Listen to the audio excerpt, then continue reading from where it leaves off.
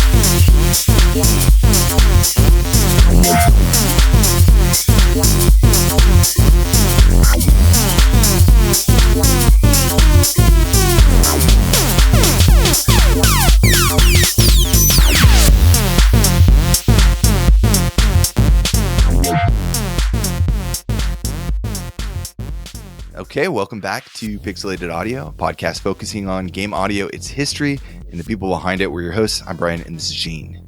Hey everybody, today we're going to be playing music from and talking about Pac-Man Championship Edition DX. And in fact, we're talking about it today because we just went on HG 101 recently to rank the game. So if you're familiar with their show, they sort of rank every game in existence against each other, and this one made it up pretty high. It's a great game, so we're really happy to talk about it. Yeah, we had a lot of fun with Bobinator and Xerxes and chatting about this game. It's an excellent game.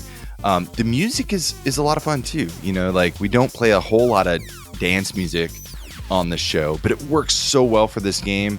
And because we're kind of riding this high of just talking about it, we wanted to dive right into the music as well. So this is kind of like a musical companion piece to the episode that should be released today, maybe? Somewhere around now. Just keep an eye out for it. I'm going to try to release it at the same time. Anyways, yeah, it was a lot of fun hanging out with those guys and talking about this game. So we're excited to get into the music. That track that brought us in was the entrance track from Pac-Man Championship Edition DX, composed by Taku Inoue.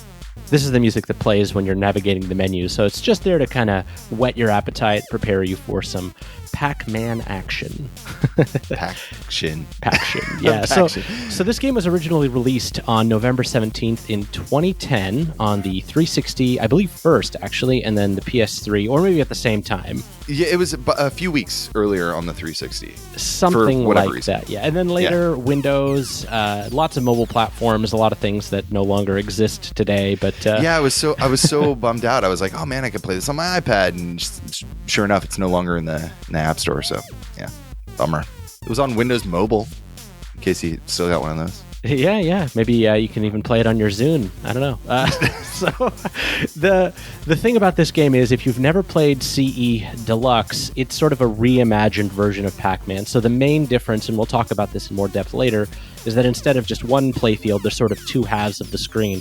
You clear one, and then you get a fruit on the other side, and it kind of refreshes, and it sort of loops through these various zones. And the game is rapidly getting faster and faster over time. So you're sort of clearing one side then the other, and then doing that over and over again. It's that's really pretty much exciting. The whole explanation of the game. Yeah, because we don't need to talk about it anymore. No, it's essentially it's Pac-Man. You know, it is a lot of those same iconic things that make Pac-Man Pac-Man, but then with a twist on it.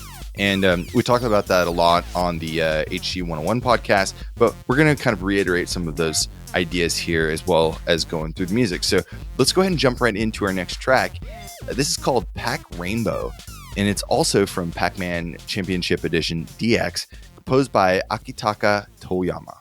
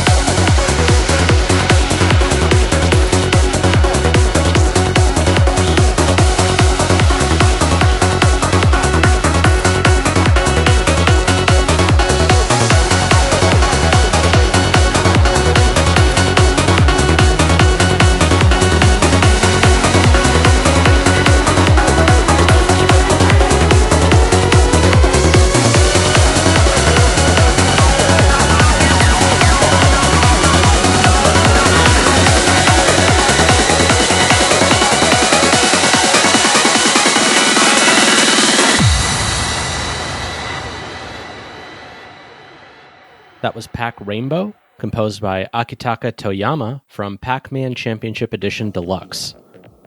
Yeah. You know, this is definitely getting me hyped for some Paction. It's if you're just opening up the game for the first time, I think this is the default track that plays on the very first Championship 2 map. So you're likely, if you don't mess with anything, this is probably going to be the first song that you hear. Yeah. And honestly, you know, love it or hate it, the dance music works so perfectly in tune with the way that the game plays.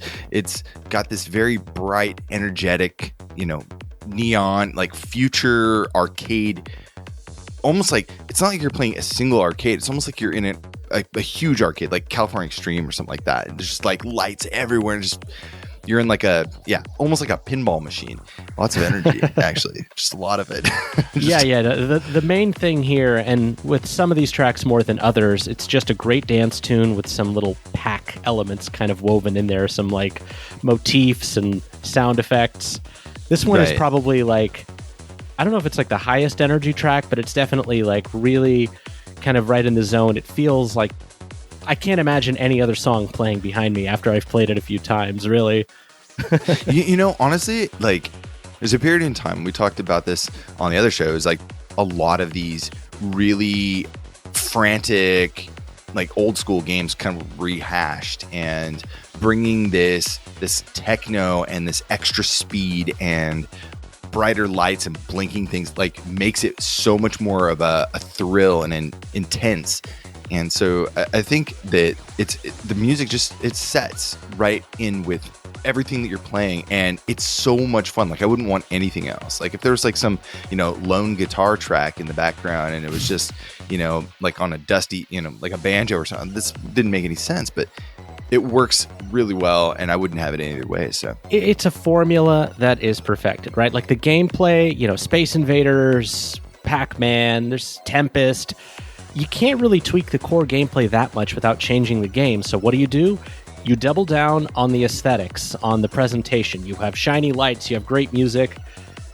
I love RPGs, I love cinematic games, but sometimes I just want to play something that's just fun. You know, like there's nothing else to it but just a great game. And this is like one of the top for me. I love Pac-Man Championship Edition Deluxe. Yeah, it's a very good game. That's why we ranked it so high. Did you want to say anything about Bandai, Namco? I mean, this is their baby, right? Pac-Man is their baby. I'm sure there's a lot we could say. I don't want to go into too much depth. I feel like we've probably covered it in some version in a lot of different shows. I know we talked about the early history of Namco on our classic episode with They Create Worlds. We've probably touched on some of their stuff here and there. If you've got something prepped, go ahead, but I don't want to... No, I mean, honestly, this show, because it's such a modern take on some of their stuff, I'd rather, you know, just get through the music and enjoy it and keep rolling. I'm with you on that one. Do you want to take us to the next track? All right, so this next track is pretty rad because it's actually from the previous game, Pac-Man Championship Edition. This was composed by Junko Ozawa, and it's Pac-Man CE BGM that also makes another appearance in DX and the soundtrack as well. So let's take a listen and we'll be right back.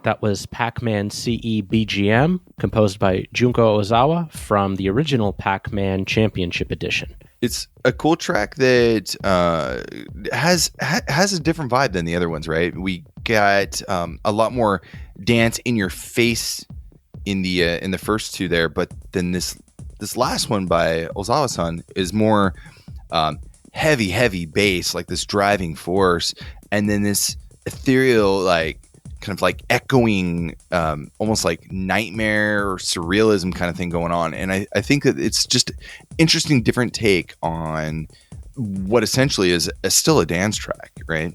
Yeah, it's got a little bit more of a laid-back club feel. And actually, I think the reason why this track is the way it is tied very much to the history of this game. So I want to go into that a little bit if you're okay with that. Let's do it, yeah.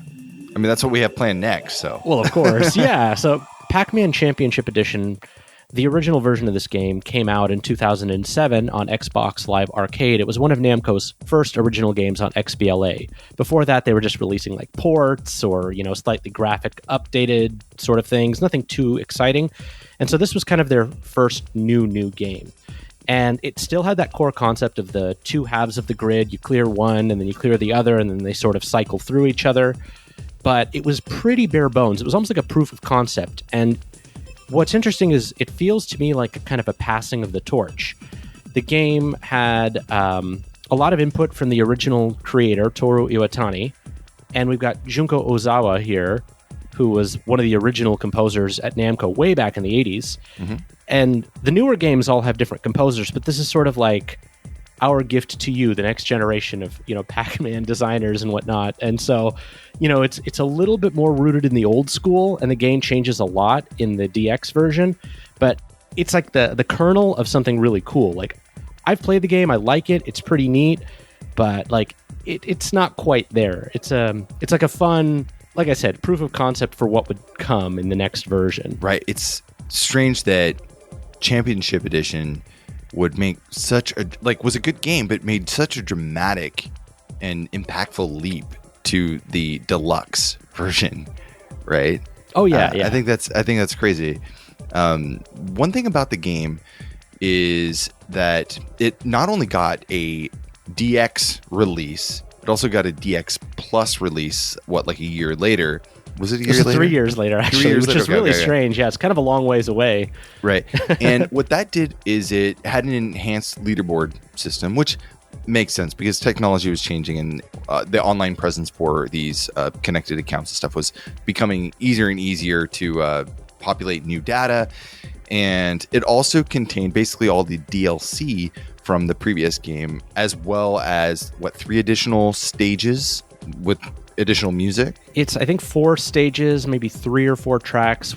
I don't remember exactly. And some skins. So you could play a Dig Dug skinned version of the map. It was still Rally Pac-Man. X. Yeah, Rally X. Yeah. Oh man, it looks horrible as Rally X though. I mean, it looks really cool, but when you have all of those things running around, it's very hard to follow what's going on. Yeah, Dig Dug's a little bit better, but it's still a little tricky to make sense of what's going on. Right. Let's talk about the game a little bit, actually, as far as the gameplay goes, because this is where the game shines. It's your classic Pac-Man. You eat the power pellets.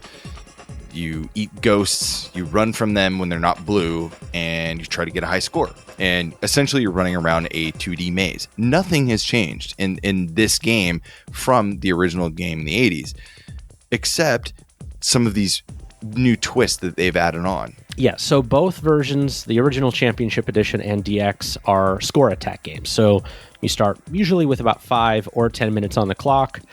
You start off kind of at a slow speed, and you do your pack thing, right? You roam around the maze, you grab your pellets, sometimes you eat some ghosts. What's different about this game is there's kind of 3 core mechanics that were changed in DX. So there is ghost trains, or what did you call them, Brian? The conga line. The conga line. So as you sort of clear the screens, you'll like a new screen will appear and there'll be sleeping ghosts. And so if you've got a ghost following you and you pass by them, you wake them up and they sort of get added to a line. So it's like they'll kind of go to the end of the line and start following you around. This almost like this ghost train. So you've got this longer and longer progressive snake behind you, and if you screw up, it's kind of threatening you. But if you get your power pellet, suddenly you got like super mega score combo. Yeah, you turn around and you've just got like 20 guys behind you that you just kind of chomp, and it's so satisfying that it's like junk, and it's like, oh, it feels so good. I love that. The music and the sound effects really tie in because you have this nice dance music, and then you have these really kind of industrial pack sounds, from the original, like this chomp. So I think that that's another reason why the soundtrack actually works with this, because you have those two very dancey electronic sound, and then you have this other electronic industrial sound on top of it. So yeah, I mean, the music is not, it doesn't do it justice. This is really one game that you have to play to experience. It's very like, it's all engrossing. I feel like it's an experience. It's an experience totally. Game. If you've ever played something like the Tetris Effect, or that's a great example, by the way. A Tetris Effect is sort of like amplifying the Tetris experience through the same kind of mechanism. yeah. And I think that's what they were trying to go for here. And so it worked really well. So yes, Pac-Man Championship Edition had a few different modes. DX built upon those, added more stuff. Each maze has a few different types. There's a 5-minute, a 10-minute score attack. There is a ghost combo mode where you can eat as many ghosts as you can using power pellets, and then a short and standard time trial. Oh, and I think that the most important thing on here is the score attack, because that's where I pretty much just lived. I thought that was the most fun. Oh yeah, the standard 5-minute, 10-minute score attack is what the game is about, and there's something like 10 mazes, and they each have their own kind of gimmick. There's highway, which has long lanes you can kind of go across. There's spiral, which every like fourth maze is like a spiral that you go to that leads to a power pellet, and then you're like, aha, now I can go back after those ghosts. And my personal favorite is actually dungeon. That's kind of an interesting one, which you go through a lot of corridors that are just lined with ghosts, and so you build up these long chains, and you have to go for a very long period of time before you get one of these pellets, so it gets very tense very quickly. Yeah, I mean, all in all, it's fun. It's one of those easy get in, get out games, right? So if you're only playing for 5 minutes, you can do that. It reminds me of to a lesser degree something like Choo Choo Rocket, or I had mentioned Pix the Cat, but it has that Choo Choo Rocket kind of franticness vibe to it. You know what I mean? Where everything is just building up more, but it's in small bursts, right? So you can get it. It's like perfect for the YouTube generation. Yeah, exactly. And just getting after your own high score is so like, I know I can beat my own top score. This is, and sometimes I do it, and sometimes I don't, which is really half the fun. It's one of those games that you could sort of do hot seat multiplayer, but it's really almost more fun to see if you can top your own, best. And it's an easy game to just pick up and play, really. Yeah. Pick up and play and like shut off your brain. It requires a lot of concentration for sure, because there's these split second moves. We didn't talk about the bullet time feature yet, right? No, and, or the get out of jail bombs. If you're cornered by like ghosts on all four sides, you can quickly hit the right trigger and like send everybody back to the ghost house, or the space bar, and then you've got a few seconds to kind of plan your next move before they start to close in again. Yeah. So there's this bullet time idea where if a ghost gets in your vicinity, like really close to you, and it's like basically you would die, right? It gives you this 1 to 2. It's like less than 2 seconds. It's like a 1.5 second of reaction time.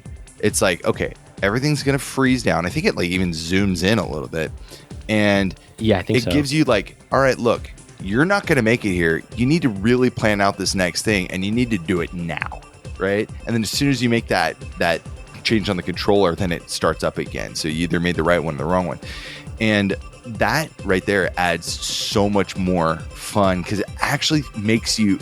It's this almost fake sense of believing that you're going to live a lot longer, and sometimes you do. Absolutely. Oh yeah. And what's even better about it is, Pac-Man games always get faster, but the last sort of main mechanic that was added in this game is at the bottom of the screen there's a little score counter thing.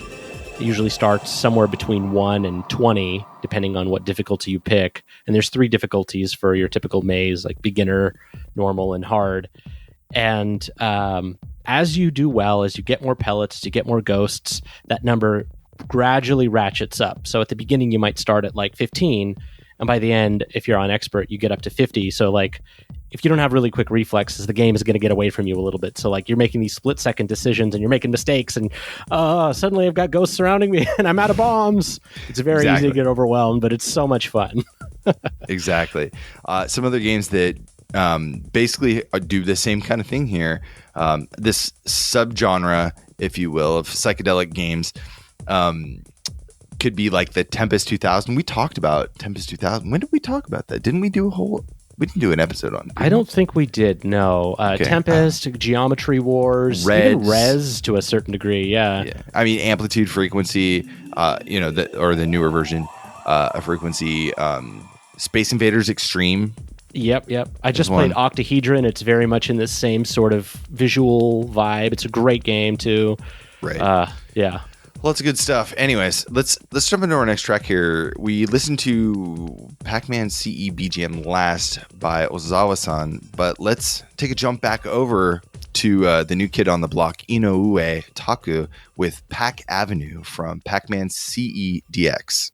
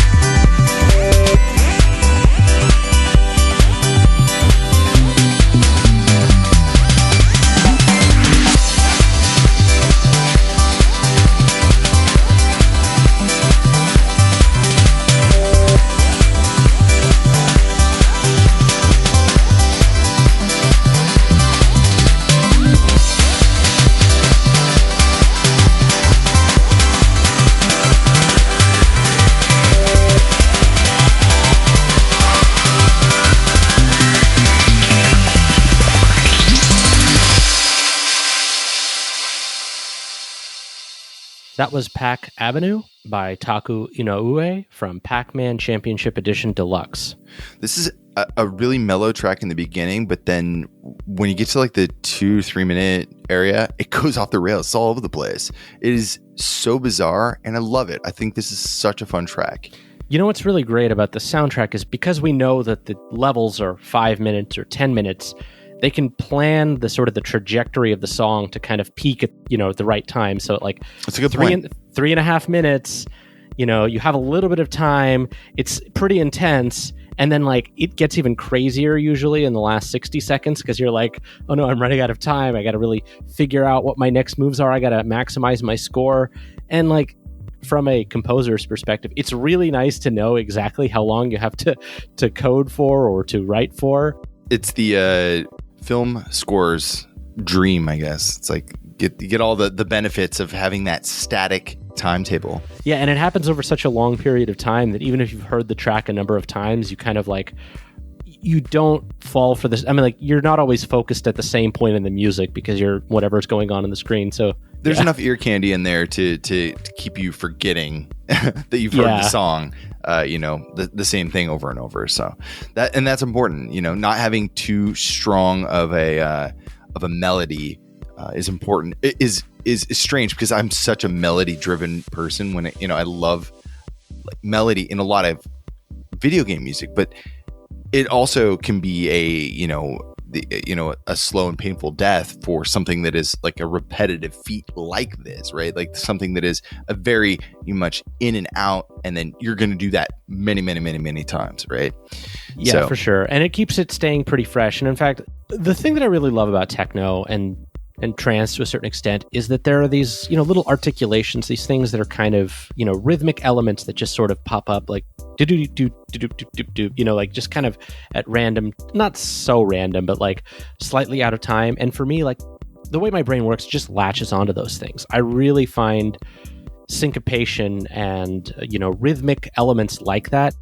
Again, for a game like this, it's absolutely perfect. I also like to listen to this music outside of games like this, but sure. Yeah, it's definitely not the kind of thing that we trend towards on this show because it's, it's not. You have to be in a certain mood for it. Like for me, exactly, I can't just like wake up and put this on all the time. Like I'd have to, sometimes late at night, I'd need to have something like this to just keep my brain rolling, right? And it's perfect. Oh yeah, I work to music like this. Yeah. Oh, absolutely. Me too. Other times, not so much. I mean, of course, we listen to video game music like all the time. A lot of what we listen to is very hectic and fast paced, so it makes sense when we listen to this during work. Anyways, I was mentioning earlier the new kid on the block, Inoue-san. He's actually been a member from Bandai Namco sound staff for nearly a decade, working on various projects. He's a pop and dance music producer, and he's done stuff inside and outside the company. Worked on games like the Idolmaster, Tekken, Mario Kart Arcade GPDX, Pac-Man Championship Edition 2, which we're not really going to talk about too much, and several tracks for the B-Mania games. He's also served as a sound director for the music game Synchronica. He left Bandai Namco Studios in June of 2018 and currently works at the music label Toys Factory as of 2019, and he still contributes music to Bandai Namco games. Okay.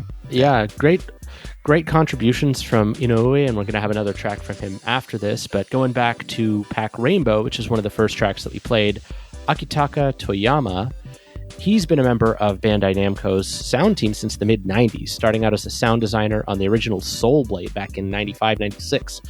He's also written music for Soul Calibur, as well as being a composer and sound designer for two huge series, Tekken, starting with Tekken 3 and Tekken Tag, I think up to 4, 5, and 6. And he also worked on pretty much all of the Katamari games, starting with the original in 2004. So he's been with them for quite a long time, and I believe he is still with the company. I'm not totally sure, but his last credit, I think, was in 2018 or 2019. Awesome. Junko Ozawa, I'm sure we've talked about countless times on the show. I'm going to bring it up anyway. She's a Japanese composer, sound designer, and sound programmer. Brilliant woman. Oh, absolute legend. Just a brilliant composer. Everything, all of it. Exactly. She started working for Namco around the early 80s, 1984, writing music and sound effects for the arcade titles. her music is so iconic today. And later, she also programmed some of the audio for their drivers for home consoles. She did stuff like the Tower of Draga, Sky Kid, Pac-Mania, Rolling Thunder. And then she left around 2008 to do freelance work and some other some other stuff as well. Yeah, and that was shortly after the original Championship Edition. So, she saw that project through. And honestly, she's been at it for, I don't know, 20, 30 years now. So that's impressive. I know that she was, if I remember correctly, she still has notebooks of like some of the original waveforms that she wrote for some of the old like Pac-Man era games. I think that was originally, I think she had shown that off in one of the original Digging in the Cart, like the video series when it first came out. I remember that was really cool. That was the first time I saw that. Yeah, that's so awesome. Like, especially to still have that. Like, I work as a designer, and I feel like if I don't have a project ongoing, it just goes into the bin pretty much. Yeah. Just in some digital archive somewhere. Wait. Let's get into our next track here. This is Pac Step. This is a really cool track. I think you guys are going to love this. Gene and I both couldn't wait to play it. So this is composed by Inoue-san again. And this is from Pac-Man Championship Edition DX Plus.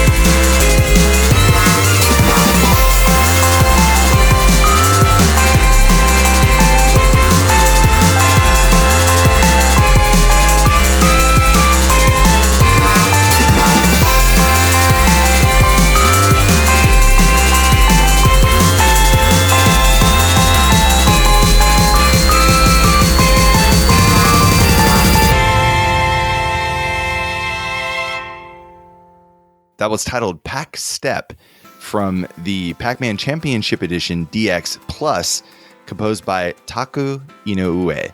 And wow, that upright bass, oh my god, I love it. This track is so lively. When I bought the DLC, I was just like, I like this game. I'm going to buy it, whatever. I think it was like $5 for all of the DLC.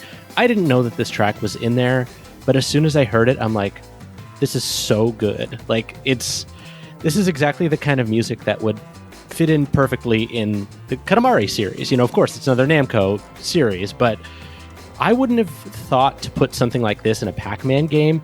But believe me, it works great. It is, not only is it great music, it's just like, I feel so happy every time I play it with this track behind me.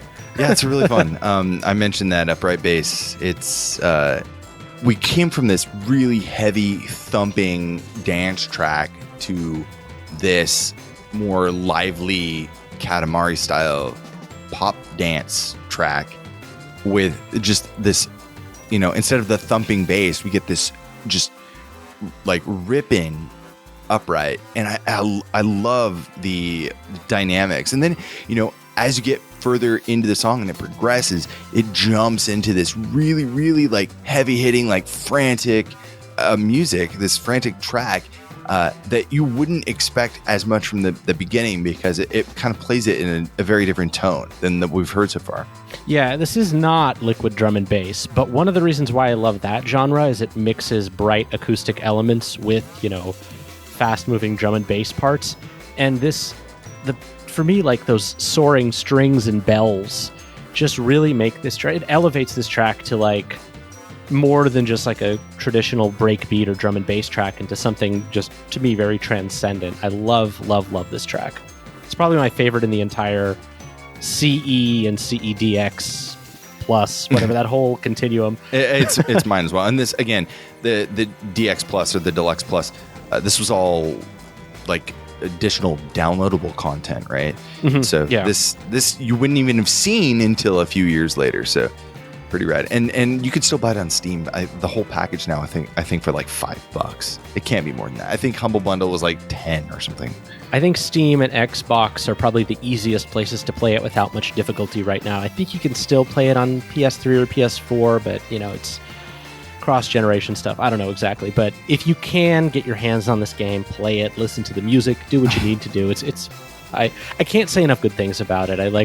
I forget about it every once in a while, and then I'm like, I install it again, and then I'm like, it's still as good as I remember. It's just such a great game. I know what you mean. I have a few games like that.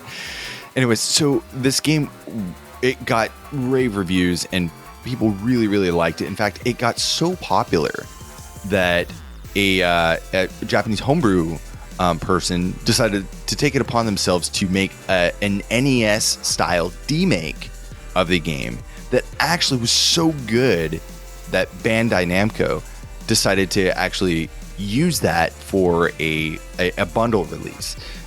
Gene, you got some notes about this? I do. So this is a really interesting story. So this was even before DX. So after the original CE in 2007, a Japanese developer by the name of Coke 774, like Brian was saying, made a homebrew NES version of this. So there's very, very simple. It's just like 2 modes, normal and extra. One's 5 minute, one's 3 minute.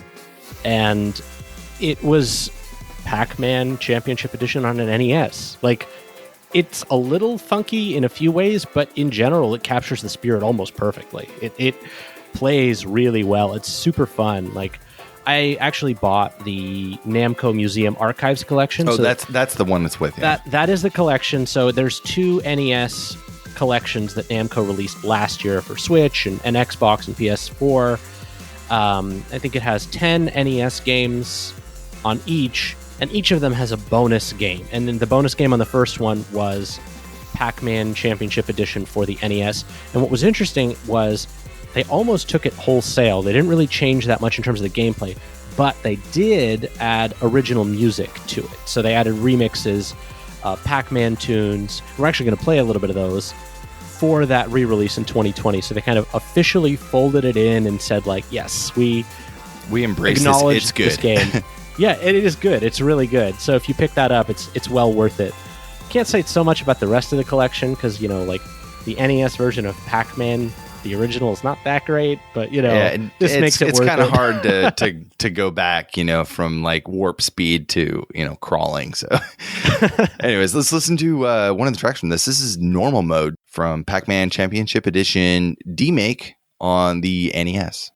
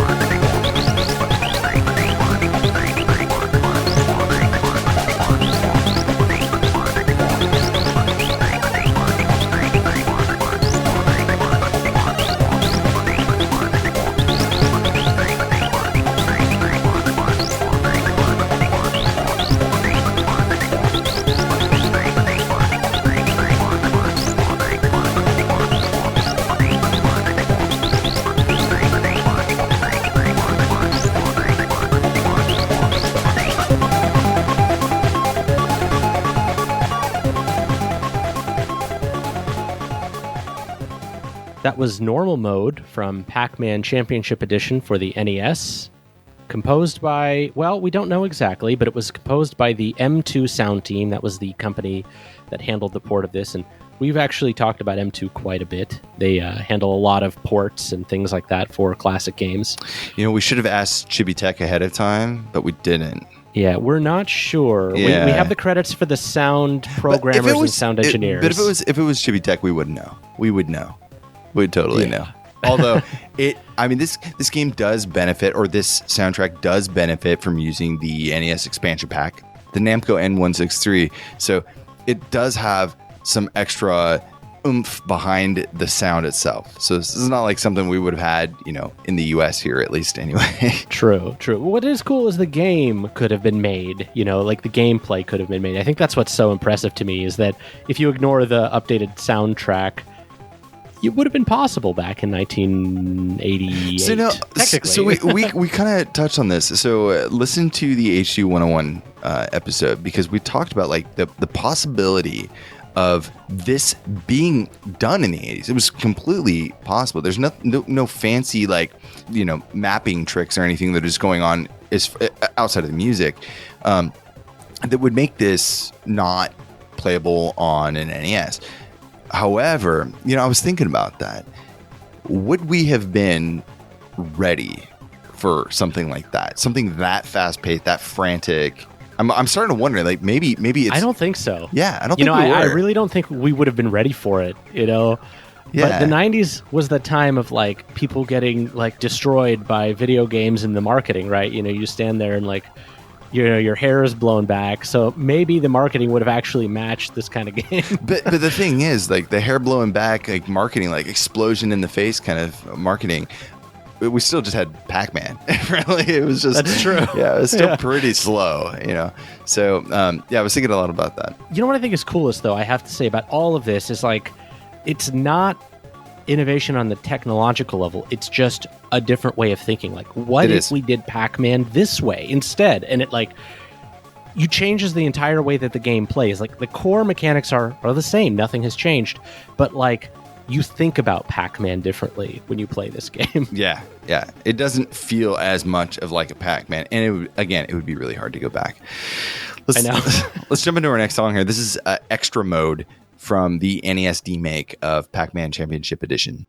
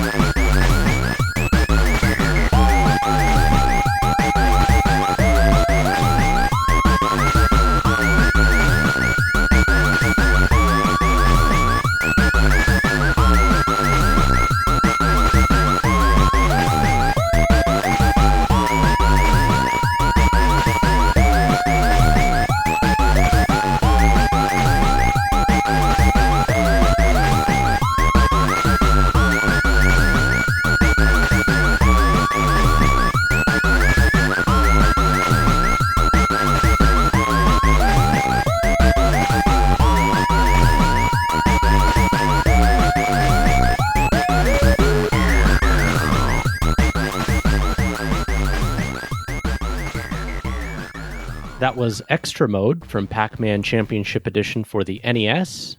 composed by the M2 sound team. And I'm just going to list the credits that we do have, even if they're not quite the right folks. Tatsuhiko Kasuga and Sakuoki Kudo. And both of those guys were sound designers and programmers, or are actually sound designers and programmers for M2. They worked on a number of games together, including Sega Ages Virtual Racing in 2019. They worked on both the Sega Genesis Mini and the TurboGrafx Mini, as well as Contra Anniversary Collection, and, of course, the Namco Museum Archives, which this game is on. So there is a chance. There is a chance. There is a chance they wrote the music, but even if they didn't, you guys did a great job. The sound design is great on on those collections. So props to them and whoever did write the music if we didn't get your name. So apologies there. It's Jimmy Tech. No, we'll find out. Anyways, lots of great music in the show today, and we had a lot of fun. It just went longer than I expected. I mean, we literally just recorded with HU 101, and we decided to do this without much other planning, so it went pretty fast. Yeah, we had a lot of fun. Today we talked about the Championship Edition for Pac-Man DX and DX Plus, and also the D-Make. If you want to know more about the show, you can find us online at pixelatedaudio.com for our show notes and the track list. I'm just going to say one quick thing. 30 years ago, Aphex Twin was remixing this music. It's nice to see that we can still find some fresh takes on Pac-Man music, even now. So that's all I got to say about that. Something is timeless about those classic retro warbly sounds of Pac-Man. It'll never go away. If you like the show, please leave a comment or feedback. We always appreciate that. Join our Discord. There is a link in the show notes and on the website. And if you're new to our podcast, make sure you check out some of our past episodes. But absolutely, make sure you check out the HD 101 episode for Pac-Man CE DX. Yes, and the track taking out our show is also from Pac-Man Championship Edition for the NES. This is the results screen, and this is actually based off of a slightly less classic Pac-Man. This is from Pac and Pal originally. So enjoy the results screen, and we'll see you back for the next episode.